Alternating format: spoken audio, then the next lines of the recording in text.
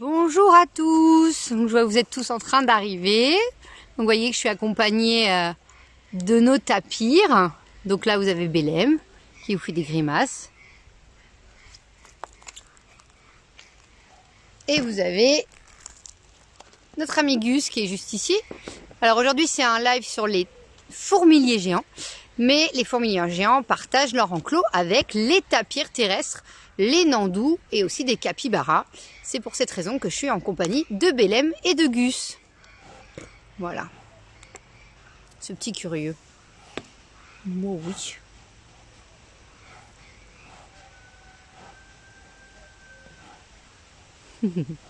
Voilà, j'attends que vous arriviez tous.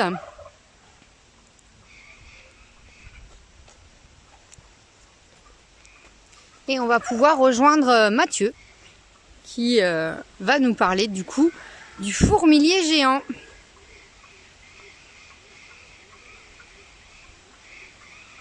Allez, on est parti, je vais le rejoindre.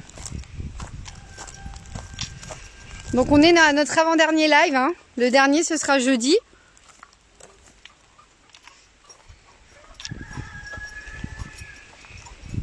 Voilà, on va retrouver Mathieu, accompagné des poules. Bonjour Mathieu. Bonjour. Bonjour à tous, donc bienvenue pour ce dernier live avec un nouvel animal de Thoiry. Donc il nous reste encore un live jeudi, mais jeudi, comme Julie vous l'a peut-être dit à l'instant, ça va être un quiz où il y a pas mal de places à gagner. Donc ici on est là avec Koutsi qui est un de nos deux fourmiliers géants. On rencontrera pas le mâle qui s'appelle Menot aujourd'hui, on verra que la femelle. Donc Koutsi elle a 4 ans, elle est arrivée à Thoiry en 2017 et elle nous vient du Danemark.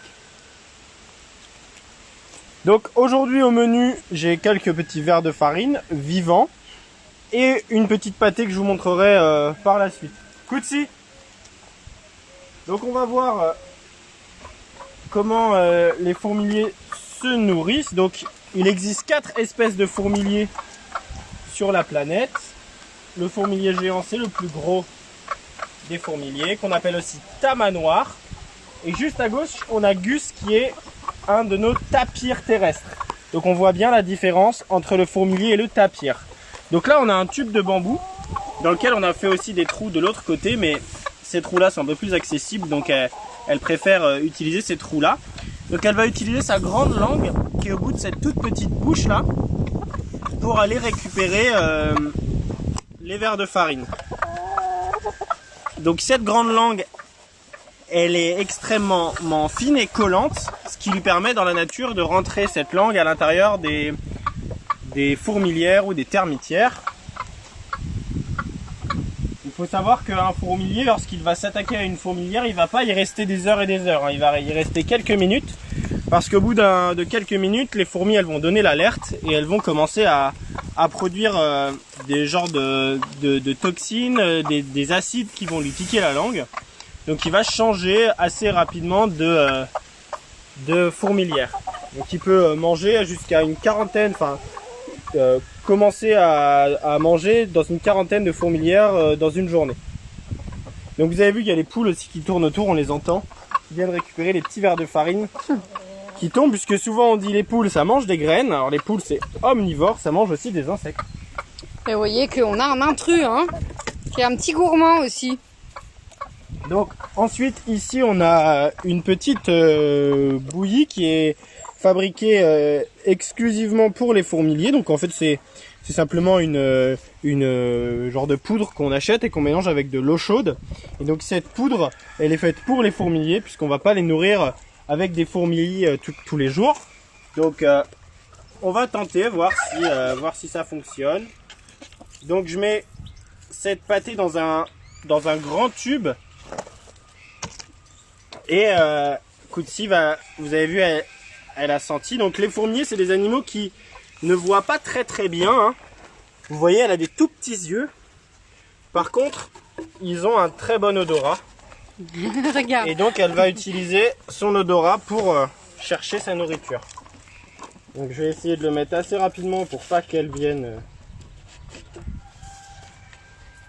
Donc on a conçu ça il y a quelques mois.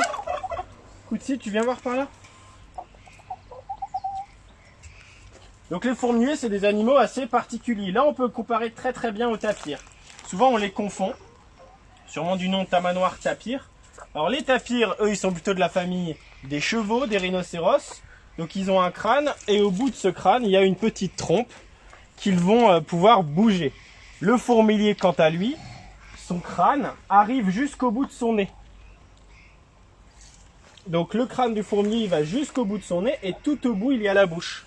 Donc la bouche, elle est toute petite, hein, elle est minuscule. Et donc un fourmilier a une bouche toute petite pour donc rentrer au fond des fourmilières. Donc là, j'ai aucun risque de me faire mordre puisque les fourmiliers n'ont pas de dents. Par contre, il y a une chose qui est extrêmement dangereuse chez les fourmiliers, c'est pour ça qu'on rentre pas directement dans l'enclos avec Koutsi, ça va être ses griffes. Je sais pas si Julie va réussir à filmer les griffes. Donc les griffes du fourmilier, elles sont extrêmement acérées et elles ne vont pas être émoussées. Parce que quand elles marchent, vous voyez qu'elles marchent sur le dos de ses phalanges. Et donc, elle ne va pas émousser ses griffes. Donc on a Gus qui est à côté là, qui fait sa sieste et qui ronfle. Peut-être que vous allez l'entendre.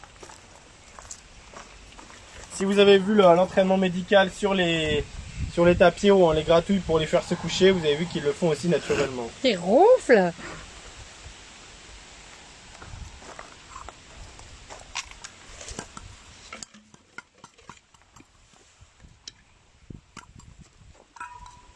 Donc les fourmiliers, c'est des animaux qui ont peu de cousins dans le monde. Je vous disais tout à l'heure, il y a 4 espèces de fourmiliers sur la planète. Donc le fourmilier géant, on a aussi des fourmiliers qui vont être un peu plus arboricoles, comme le tamandua que vous pouvez croiser dans certains parcs zoologiques en France et en Europe. Donc ça y est, là elle a trouvé que je lui avais mis de la pâtée au fond de ce tube. Donc elle va quand même placer sa patte. Là on voit très bien ses énormes griffes.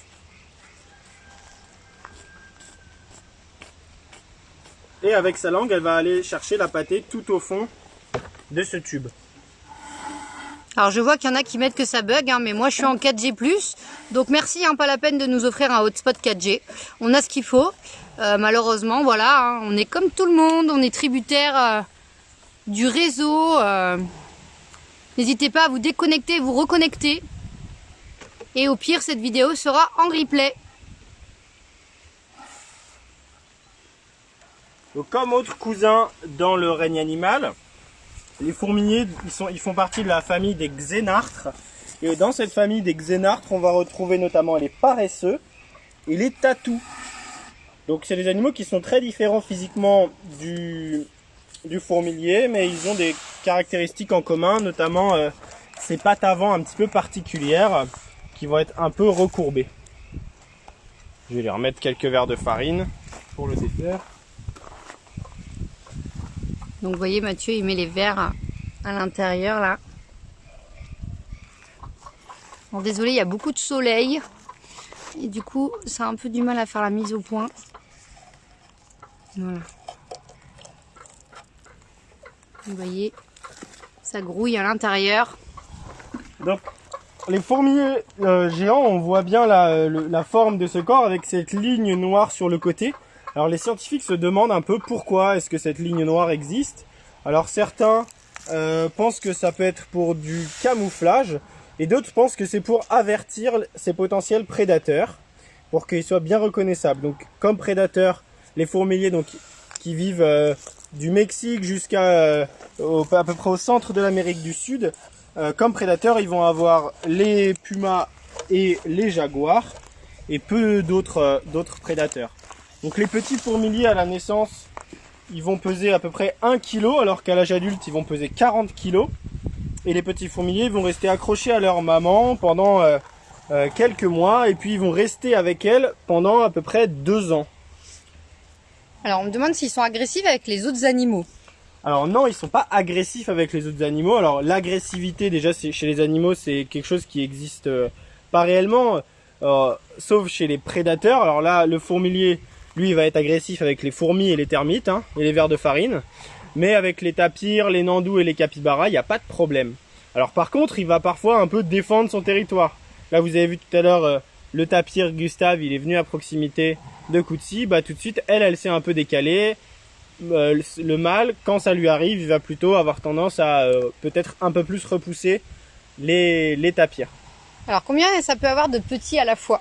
Alors ça n'a qu'un seul petit à la fois, qui va rester accroché sur la maman et qui va téter. Donc c'est un mammifère, le fourmilier géant. Donc les femelles produisent du lait. C'est la caractéristique de tous les mammifères, c'est de produire du lait chez les femelles pour nourrir les petits. Donc elle va produire du lait et elle va le garder avec elle pendant à peu près 2 ans. Donc là, il y a beaucoup de gens qui mettent bientôt un bébé tamanoir. Alors on espère, hein, puisqu'on a un couple. Maintenant, ils se connaissent pas depuis encore très longtemps, mais on a déjà vu des accouplements. Donc on croise les doigts pour avoir un bébé tamanoir dans l'année. D'ailleurs, Mathieu, tu n'as pas expliqué hein, que le bébé tamanoir est resté sur le dos de la maman, si tu l'as dit. Si, je l'ai dit à peu près 30 secondes. Je ne t'écoute pas. Je ne t'écoute pas, je lis les commentaires. Alors, où est le mâle? Le mâle, il est à l'intérieur. Il a une petite boiterie à la patte. Du coup, il est en soins. Donc pour qu'il se repose la patte, les vétérinaires préfèrent qu'on le garde à l'intérieur. Est-ce que ça dort beaucoup? Alors ça dort beaucoup. Alors normalement les fourmiliers ça va être des animaux plutôt durs, donc ils vont vivre plutôt le jour. Sauf qu'avec l'expansion des zones d'habitation et des zones d'activité humaine en Amazonie et au Mexique, eh bien on a vu un transfert à peu près de l'activité plutôt vers la fin de la journée, voire la nuit. Donc c'est des animaux qui vont dormir quand même beaucoup, faire pas mal de siestes. Et d'ailleurs quand ils vont dormir en boule avec la queue qui va les recouvrir complètement. Parfois même ils vont creuser une petite cuvette dans l'écorce ou dans les feuilles mortes ou dans la forêt. La gestation elle dure combien de temps? La gestation elle dure à peu près 190 jours, donc c'est environ 6 mois. Et on me demande à quoi sert sa queue.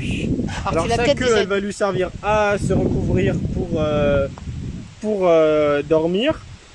Elle va potentiellement aussi lui servir un peu de camouflage. Certains fourmiliers, donc pas le fourmilier géant, mais le tamandua par exemple, va utiliser sa queue comme un organe préhensile, donc pour se déplacer dans les arbres. Donc c'est aussi peut-être un caractère de la famille, mais qui n'est pas vraiment utile aux fourmiliers géants. Bon, on a notre tapir aujourd'hui qui est pas content de ne pas être la star. Gustave. Il aimerait bien être la star de nouveau dans un live. Donc du coup, il est là, il prend un peu de place. C'est pas au goût de Kutsi d'ailleurs, hein, parce que c'est juste devant sa maison. S'adapte-t-il au changement de climat? Alors, changement de climat. Si vous parlez du climat français et est-ce que le fourmilier géant peut vivre l'hiver en France? Alors, il faut savoir que tous les animaux qui sont présents à Thoiry sont nés dans des parcs zoologiques européens la plupart du temps. Donc Kutsi, elle est née elle aussi en Europe. Donc elle a toujours connu des hivers plutôt froids. Après, c'est pas des animaux qu'on va sortir quand il gèle, etc. Leur maison, elle est chauffée. Et les jours, il fait beaucoup trop froid. Ils restent à l'intérieur. Mais s'il y a un rayon de soleil et un temps sec, on va pouvoir les sortir sans trop de problèmes. On me demande dans quel pays vit cette espèce de fourmilier. Alors, ça vit dans pas mal de pays, hein. En gros, faut partir du Mexique, des zones un peu tropicales, voire forêt désertique du Mexique, jusqu'à à peu près la moitié de l'Amérique du Sud. Donc on peut le retrouver notamment dans la forêt amazonienne et on peut le retrouver en Guyane française d'ailleurs. Donc c'est aussi et le tapir pareil, c'est des animaux qui vivent en France aussi, mais en Guyane. Est-ce qu'ils peuvent grimper aux arbres vu qu'ils ont des griffes très pointues? Alors non, ils grimpent pas aux arbres, ceux-là ils sont un peu trop lourds pour grimper aux arbres. Mais par contre leurs griffes en fait ils vont les utiliser pour casser les fourmilières. Alors il y a une petite anecdote qui est assez rigolote, c'est que les fourmiliers, il paraît qu'ils peuvent pleurer pour humidifier les termitières pour qu'elles soient un peu plus faciles à détruire quand elles sont trop sèches. Alors on me demande de montrer les autres espèces qu'il y a dans l'enclos. Alors vous avez donc ici notre petit copain Gus, le tapir terrestre. Il y a le deuxième tapir terrestre qui est en train d'arriver. Belém, vous voyez, il est là. Les nandous qui sont juste ici. Il y en a un autre là-bas. Et Capybara, je pense qu'il est caché dans la végétation. Vous voyez, c'est un enclos qui est assez végétalisé. Donc du coup, là malheureusement, comme il y a du soleil, je pense qu'il est allé se mettre à l'ombre. Voilà. Combien de temps ça vit un fourmilier, Mathieu? Ça vit à peu près 18-19 ans. D'accord. Et est-ce que c'est en voie de disparition? Alors c'est un animal qui va être en voie de disparition à cause de la déforestation majoritairement. Donc destruction de son milieu de vie. C'est des animaux qui sont solitaires, donc qui ont besoin quand même d'un assez grand territoire pour vivre et élever leurs petits et se reproduire. Ils vont aussi être chassés. C'est un peu un trophée de la forêt amazonienne pour les gens qui font hélas de la chasse qu'on dit sportive, c'est-à-dire la chasse pour le plaisir de la chasse. Ils vont voilà, être des trophées, donc un peu un des objectifs des chasseurs en forêt amazonienne, hélas. Et ils vont aussi être chassés pour la viande de brousse, donc ils vont être mangés, ces fourmiliers de temps en temps. Est-ce qu'il y a une manière de reconnaître le mâle de la femelle? Alors il y a une manière de reconnaître le mâle de la femelle. Personnellement, je les reconnais quand je les vois les deux. Il y en a un qui a un œil un peu plus gros que l'autre et un triangle au niveau de l'épaule qui est aussi un peu plus large que l'autre. Mais comme ça, au premier coup d'œil, c'est un peu difficile. Et il n'y a pas de dimorphisme sexuel chez cette espèce, c'est-à-dire comme par exemple chez le lion et la lionne où on a la crinière chez le mâle, pas de crinière chez la femelle.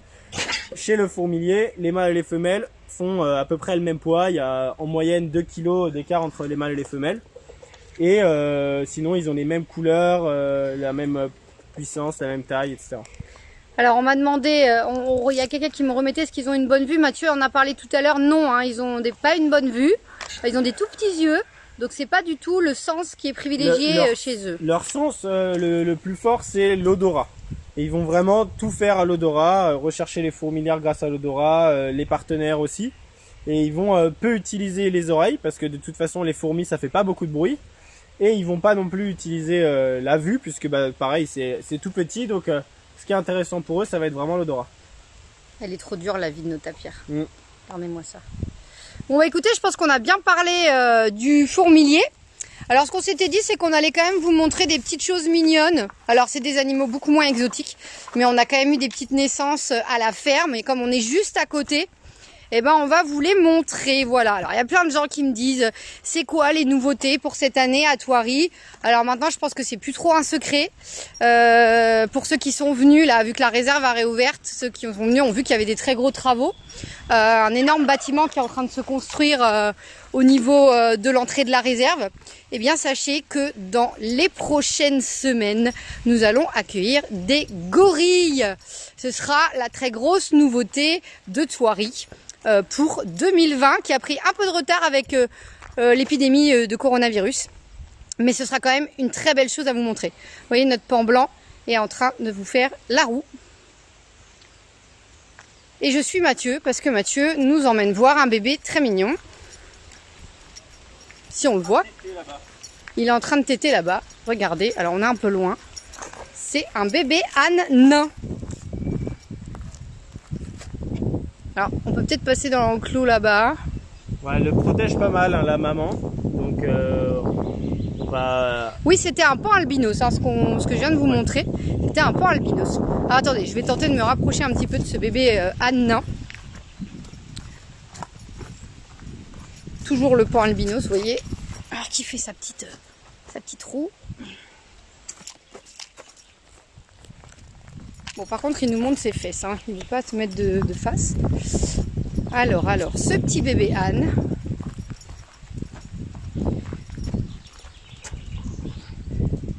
Regardez, on va être beaucoup plus près. J'ai pas besoin de zoomer, vous me demandez si je peux zoomer. Regardez-moi ça, s'il est pas mignon. En train de téter sa maman. Voilà, hein, donc le parc a continué à vivre pendant toute cette période un peu bizarre où vous n'étiez pas là. Et regardez, il vient même un petit peu nous voir. Il va être assez surpris quand il va voir les visiteurs revenir. On espère qu'on pourra vous accueillir de nouveau très rapidement. On croise les doigts pour que ce soit début juin. Et voyez que si vous venez nous voir, vous verrez plein de petits. Il y a 6 bébés makikata. On a des bébés félins aussi, mais chut, il faut pas le dire, qui sont pas encore sortis. Hein. Des petites chèvres. On a beaucoup de bébés antilopes qui sont nés, des cobs à croissant, des élans du Cap. Il y a même un petit oryx d'Arabie qui est né. Donc voilà, donc quand vous allez revenir, vous pourrez voir tout ça. Alors quand, on croise les doigts pour que ce soit tout début juin. Vous inquiétez pas, dès qu'on aura cette information, on vous la donnera. Croisez tous les doigts pour nous pour qu'on puisse réouvrir très vite parce que vous nous manquez quand même. Et puis les animaux aussi, je pense qu'ils ont envie de revoir du monde et que vous puissiez venir profiter de notre beau parc. Voilà, bah écoutez, on va terminer ce live ici, hein, au milieu des chèvres. Vous voyez, Mathieu, On est pas mal. il a beau travailler dans un zoo, hein, il est toujours aussi gaga des animaux, même des animaux plutôt communs. Et du coup, bah, on vous retrouvera jeudi pour notre dernier live, qui sera donc au Makikata. On termine la boucle, hein Mathieu. On va aller finir cette boucle. Nos lives au Makikata en vous posant des questions sur tous les différents lives qu'on a eu depuis le début du confinement. Donc on va poser des questions peut-être sur les panthères de Chine, sur les girafes, sur les éléphants, sur les fourmiliers géants peut-être. On va poser quelques questions et les premiers qui répondront en commentaire, bah, ils vont gagner des petites choses pour revenir à Thoiry assez vite. Donc, des petites choses, donne-nous un indice. Bah, ça va être des entrées à Thoiry. Donc n'hésitez pas à retourner voir un peu les lives parce qu'on va poser des questions parfois assez généralistes, parfois un peu plus précises. Donc n'hésitez pas à aller voir. Et puis on espère que vous serez parmi les gagnants et que vous pourrez venir nous voir très très vite. Voilà. Voilà, bah écoutez, on espère que vous avez passé un bon moment en notre compagnie et surtout en la compagnie des animaux. N'hésitez pas à aller regarder les replays, ils sont disponibles sur YouTube. Il y en a quelqu'un qui m'a demandé si on allait le voir en replay. Oui, hein, dès demain, il sera en replay sur notre chaîne YouTube, ne vous inquiétez pas. Et pour celui des loutres, on me l'a demandé, je suis vraiment désolée, on a eu un très très gros problème ce jour-là de connexion et de téléphone aussi qui s'est arrêté.